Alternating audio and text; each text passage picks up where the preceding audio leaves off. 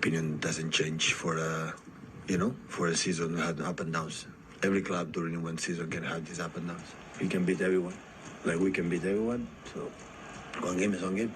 The question is be consistent. And always Liverpool have been. And this season, I don't know why. So because I'm not there, and honestly, I don't care. So I don't know the reason why. So they have to ask my colleague. Yeah, super important game. That's the one thing is not different to all the other years, because obviously for us super important, for City super important. So apart from that, yeah, it's not. I'm not sure if in the moment it's not. I don't think it's. Could not say it's nicer to fight for the title or whatever. In the moment, it's just about we have to win football games, and you get usually what you deserve if you work hard enough, and that's what we try. Well, this is it. It is the run-in to the end of the season, and we start with Manchester City hosting Liverpool. Great game to look forward to on the pitch, but also both teams fighting for different things. Liverpool hoping to get into the Champions League places, but for Man City, they've got a game in hand on Arsenal at the top of the table, who are 8 points ahead, and they play before them. How much will they want to put that pressure on them? They have to win every game now, don't they? Yeah, pretty much, yeah. They have to win every game, and Liverpool will be desperate for them not to win it. I mean, there's a real... over the years that we've enjoyed watching the games that they put together and the fireworks they produce, and I think if the Liverpool squad had a choice of who they would want to win it, now they're out of it, I'm sure it wouldn't be Manchester City, so they'll be doing their very best to get something out of that game on Saturday. Does either side come into this as heavy favourites? For me, yes. All the numbers for me suggest City are going to win. Liverpool only won one of their last 13 at the Emirates, stretching back to 2015. The City have won 26 out of 28 games at the Emirates. And Etihad, you mean? At the Etihad, thank you. At the Emirates would be interesting. But at the Etihad, they are near invincible. And I think as far as Liverpool are concerned, a big part of the reason why they've fallen apart this season is their away form. Brentford, Bournemouth, there's so many clubs, Brighton, they've been ripped apart at so many clubs away from home, but at home in front of their own fans have been much stronger. If this fixture were at Anfield, I'd say Liverpool all day long. But at the moment, particularly at this stage of the season where City know how to put a run together, I can't see anything other than a City win. I wondered whether Erling Haaland's fitness was a factor in whether Liverpool maybe came into this one with a bit more confidence. At this stage, Pep Guardiola hasn't confirmed that he will definitely be available, but he hasn't been training with the rest of the Man City squad up until today. What do you think? Well, obviously, if he is missing, it's a huge miss. It's a huge loss. Erling Haaland, we've seen the amount of goals he's scored and his persona on the pitch. It's huge, especially in the big games. He'll want to make his mark. But listen, with or without him, Manchester City are capable of winning this tie. I just think it's what Manchester City turn up, because they have been... They're not their usual selves, I would say. And then Liverpool, you just never know what's going to come out of Liverpool. They put 7 on Manchester United, and then they go to Bournemouth. So who's going to turn up on the afternoon? Goodness knows. Pep Guardiola was asked in the press conference earlier today whether it changes the game plan if Haaland isn't available. He said no. Do you buy that? Yeah, I do.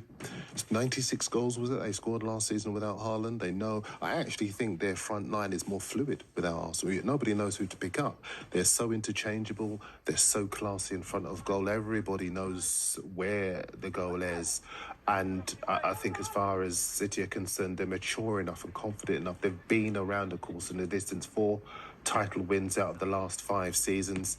I think at this stage of the campaign, they've got the mentality to be able to cope with a game of this intensity. And so I think all of the pressure is on Liverpool to come out and produce. And as you were saying, they'll be desperate for City not to win.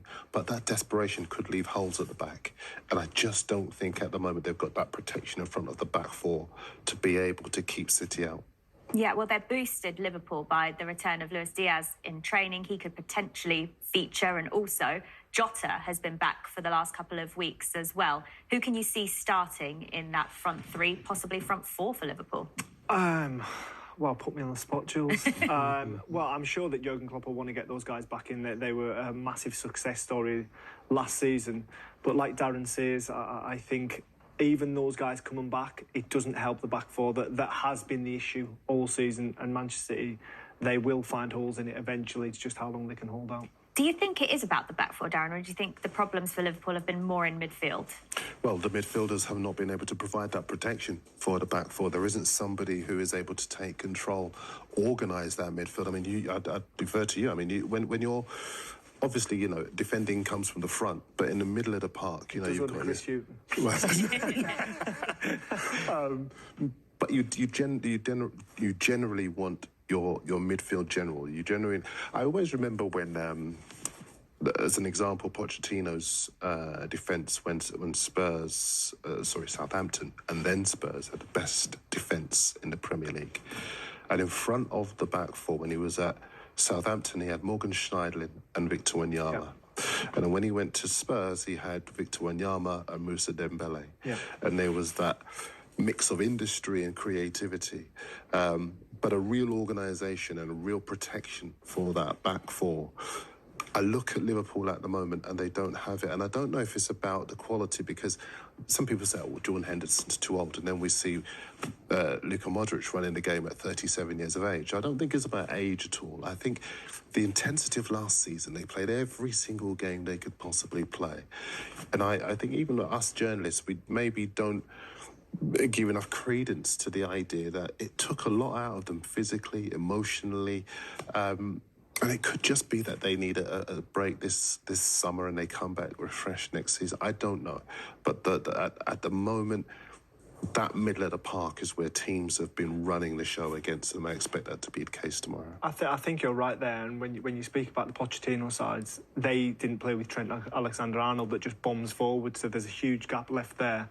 But it also gives confidence. When you know that your defence isn't going to concede and you've got that bank of four and a two sitting in front of it, it allows your more attacking players to go forward fluidly and with confidence and just go and play the game. Whereas all of a sudden at Liverpool, there's just everyone's looking over their shoulder. Are they blocking that line? Are they doing this, doing that? And it's just a whole breakdown in communication, it seems. So just a quick one before we move on these two teams. Are Liverpool going to make the Champions League places, Glenn? No. I'd agree with Glenn. I don't think they're consistent enough. And that's what the top four place is going to rely on at this stage. The team that puts a run together is going to get that spot. And are City going to catch Arsenal? No again. I actually think yes. Yeah? Oh, yeah, go on then. Give us a line why. Why? Well, where are Arsenal going to drop all their points? In fact, we're going to talk about that next. Well, Arsenal could drop points at Liverpool, where they've been very impressive this season, at Anfield. Yep. Arsenal have got to go to City as well. Arsenal have got to go to Newcastle as well. Are you going to see them take 3 points from all those places? Newcastle's defensive record is the best. They don't have to take 3 points at all those places. They don't. But I think if they do start to drop points, given that they haven't been in this position for 20 years, psychologically, what will that do to them? City know this stage of the season. I know, to be fair, if you're watching Andy Arsenal, we were talking to Gabriel Jesus the other week. He said, I love this stage of the season. I've won the league 4 times. I know how it works. So to be fair, you've got him, you've got Zinchenko, you've got Jorginho. They've got the experience and whatnot. City have a whole team of players who know how to navigate this stage of the season. I just think the fixtures at the moment are nowhere near as easy as people think for Arsenal. OK, and of course City have that game in hand as well, and they face each other in, 3 weeks' time? 26th of February, I think it is.